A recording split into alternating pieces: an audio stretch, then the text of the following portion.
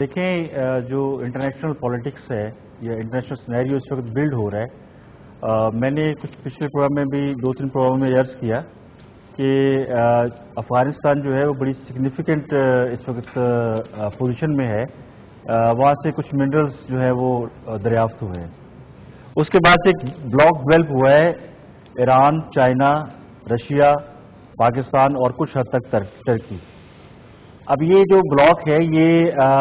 Almost anti block ہے امریکہ کا۔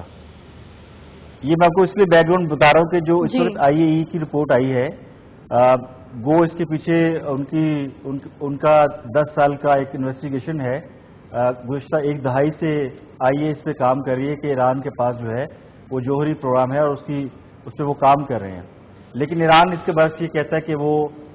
اپنی انرجی ریسورسز کے لیے اس پہ کام کر رہے ہیں۔ لیکن اس رپورٹ کے آنے کا ایک فائدہ جو سب سے بڑا ہوا ہے امریکہ کو، فرانس کو یا اس کے الائی اسرائیل کو، کہ وہ ایران پہ کچھ سینکشنز جو ہے وہ امپوز کرنا چاہتے ہیں۔ ایران سے جو سب سے زیادہ تھریٹ ہے وہ ہے اسرائیل کو، کیونکہ ایران جو ہے میزائل ٹیکنالوجی میں بہت ایڈوانس ہے اور اس کا وہ مظاہرہ 2-3-4 سال پہلے انہوں نے اپنے میزائل پروگرام کی لانچنگ کر کے ان کو بتایا تھا۔ اس وقت جو پابندیاں لگانے کا مقصد ہے اقوام متحدہ کا یا ایران کا یا فرانس جس کا مطالبہ کر رہا ہے، امریکہ اور فرانس مطالبہ کر رہے ہیں کہ ایران پہ پابندیاں لگائی جائے تاکہ وہ اسرائیل کو اپنی ملٹری ایکشن کا نشانہ نہ بنا سکے۔ تو اب چونکہ ایران چونکہ عراق نہیں ہے، افغانستان نہیں ہے، ایک پاور ہے، ایک نیشن ہے، تو اس پہ اٹیک کا تو کوئی اس وقت امکان دور دور تک نظر نہیں آتا۔ تو پابندیوں کے بعد وہ سمجھتے ہیں کہ ایران کو اقتصادی طور پہ اتنا